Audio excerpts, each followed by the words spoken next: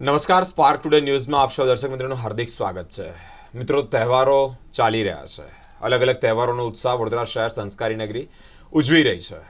હવે એક તહેવાર માટે સૌ યુવા હૈયાઓ તરવરાટ એટલે કે એક ઉત્સાહ છે. એ તહેવાર એટલે આપણને સૌને ખ્યાલ છે નવરાત્રિનો તહેવાર. વડોદરા શહેર અને વડોદરા શહેરમાં એવું ક્યારેય નથી બન્યું કે નવરાત્રિ આવી રહી હોય અને એના 1-2 મહિના પહેલાં તૈયારીઓ ન થતી હોય. મિત્રો, અત્યારથી જ બજારોમાં ધૂમ ખરીદી ચાલી રહી છે. અત્યારથી જ બજારોમાં મન મૂકીને લોકો ખરીદી કરી રહ્યા છે. અલગ અલગ જગ્યા પર નવરાત્રિની તડામાર તૈયારીઓ ચાલુ થઈ રહી છે. આ વખતે કૈરવી બુચ વડોદરા શહેરમાં છે, એટલે કે તેઓના ગરબા વડોદરા શહેરમાં થવાના છે. વડોદરા વાઇબ્રન્ટ નવરાત્રિ. મિત્રો, આના પહેલાં જ એટલે કે સ્પાર્ક ટુડે ન્યૂઝે કૈરવી બુચ સાથે વાતચીત કરી અને સંદર્ભે જ તમામ માહિતી કલેક્ટ કરી હતી, આપ સુધી પહોંચાડી હતી. કયા પ્રકારની માહિતી હતી, કેવી રીતે ગરબા રમવાના છે, ફેસિલિટીઝ, એમ્યુનિટીઝ, તમામ ખેલૈયાઓ માટેની વ્યવસ્થા, પાર્કિંગને તમામ બાબતે આપણે ચર્ચા કરી હતી અને સ્પાર્ક ટુડે ન્યૂઝના તમામ જે વ્યુઅર્સ છે તે લોકો સમક્ષ મૂકી હતી. હવે ફ્લડ આવ્યું. ગયા વીકે આપણને સૌને ખ્યાલ છે કે ભગવાન કૃષ્ણનો જન્મ થયો, એટલે કે જન્માષ્ટમી અને નોમ. આ 2 દિવસે વરસાદ રહ્યો અને એ જ વરસાદને લઈને વિશ્વામિત્રીના પાણી જે છે તે વડોદરા શહેરના અલગ અલગ વિસ્તારમાં ભરાયા.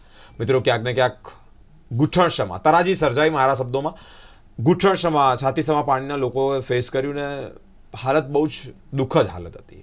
તેને લઈને જ આ વખતે વડોદરા વાઇબ્રન્ટ નવરાત્રિની જે સમિતિ છે, એટલે કે આ જે ગ્રુપ છે, તેઓ દ્વારા એક નિર્ણય લેવામાં આવ્યો છે કે જે ખેલૈયાઓ માટે પાસીસનું વિતરણ કરવામાં આવ્યું હતું, પાસીસના રેટ જે નક્કી કરવામાં આવ્યા હતા તેમાં ઘટાડો જોવા મળ્યો છે.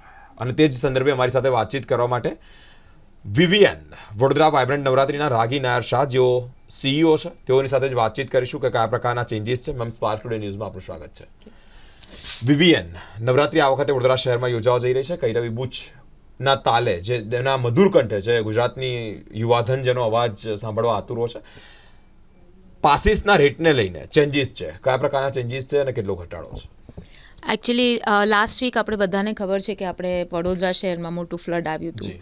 એ લઈને વડોદરા વાઇબ્રન્ટ નવરાત્રિનું મેનેજમેન્ટનું એક ડિસિઝન એવું છે કે નવરાત્રિ એક એવી ફેસ્ટિવલ છે કે જે આખી ઇટ્સ લાઈક એવું કહેવાય ને કે ઇટ્સ વડોદરાનું હાર્ટબીટ કહેવાય ને. ઇટ્સ લાઈક વડોદરા નવરાત્રિથી ઓળખાય છે, વિશ્વભરમાં ઓળખાય છે. એટલે એ ઉત્સાહ ઓછું ના થાય અને ખેલૈયાઓ મજા આવીને મજા લઈ શકે. એ બધું ધ્યાન રાખીને સંદર્ભમાં એમને બહુ બધાને નુકસાન થયું છે ને આર્થિક નુકસાન પણ બહુ બધું થયું છે. એ બધું ધ્યાનમાં રાખીને વડોદરા વાઇબ્રન્ટ નવરાત્રિના મેનેજમેન્ટે એવું ડિસિઝન લીધું છે કે 1 સપ્ટેમ્બરથી જે અમારા 3200 ઇન્ક્લુઝિવ GST જે અમારું રેટ હતું ફોર મેલ પ્લેયર પાસીસ, એ અમે ઘટાડીને 2200 ઇન્ક્લુઝિવ GST કરી દીધું છે. સો તમે જોઈ શકશો કે 1000 રૂપિયા જેટલું અમે ઘટાડો કર્યો છે રેટમાં.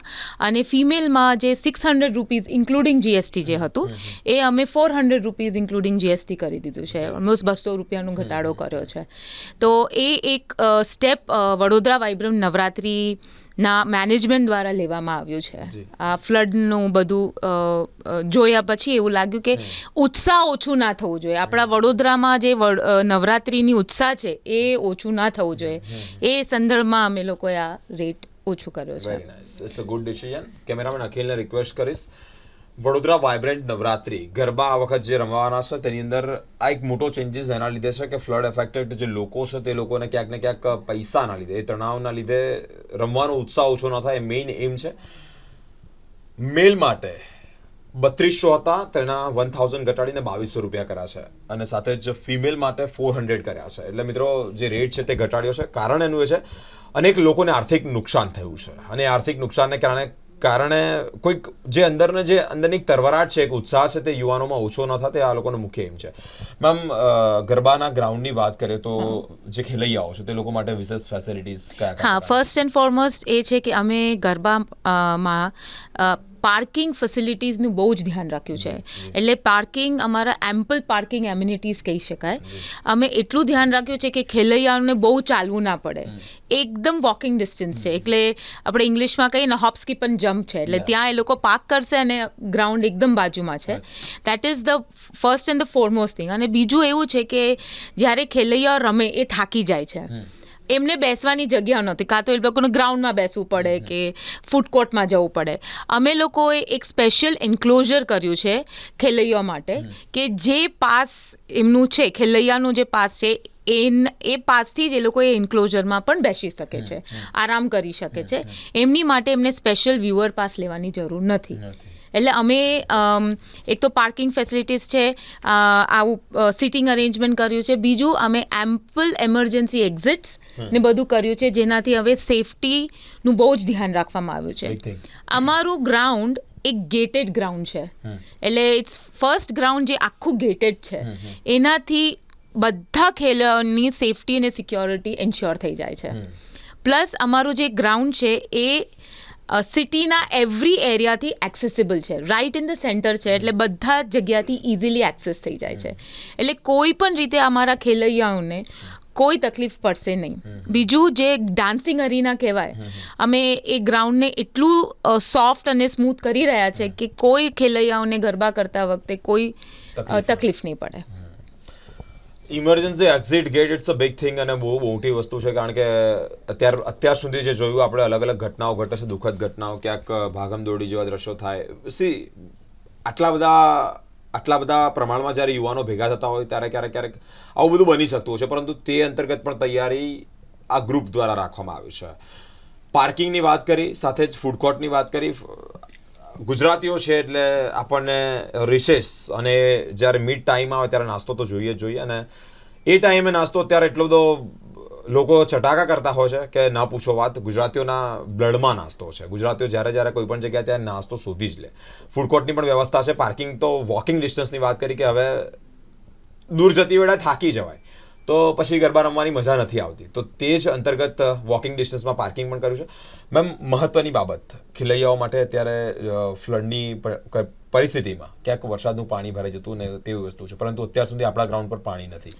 Vote would you like to say about this ground? No, અમે લોકોએ એટલું બધું એન્શ્યોર કરી રહ્યા છે કે જો એ ટાઈમે વરસાદ આવે તો વી વિલ બી, અમારું એવા બધા અરેન્જમેન્ટ્સ છે કે we will be quick to clear up the water in case there is any water, and ખેલૈયાઓ પછી આવીને રમી શકશે, ગરબા કરી શકશે. એટલે એમાં we are taking ample measures, અને અમે બધું એ દિશામાં જ અમારી બધું ચાલી રહ્યું છે. ઓકે, તડામાર તૈયારીઓ ચાલી રહી છે. અલગ અલગ પરિસ્થિતિએ કેવી રીતે એક્ટિવ રહેવાય, કેવી રીતે અલર્ટ રહેવાય, તે અંતર્ગત પણ અત્યારે આ ટીમ કામગીરી કરી રહી છે. મિત્રો, તમે એ જે દિવસ કહી રહ્યું બુચ અમારી સાથે, એટલે કે સ્પાર્ક ટુડે ન્યૂઝ પર જોડાતા એ જ દિવસેથી ગ્રાઉન્ડનું ખાતમુહૂર્ત થઈ ગયું અને ત્યાં તૈયારીઓ ચાલુ થઈ ગઈ હતી.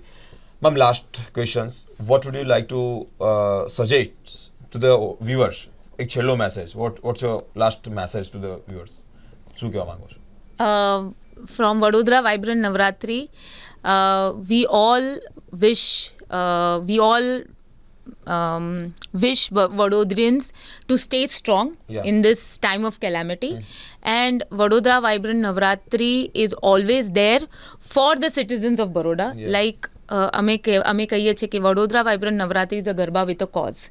એટલે અમે આ ગરબા એક કોઝની સાથે જ કરી રહ્યા છે, જે આપ જાણતા હશો કે અમે ડિફરન્ટલી એબલ ચિલ્ડ્રન માટે કરીએ છીએ.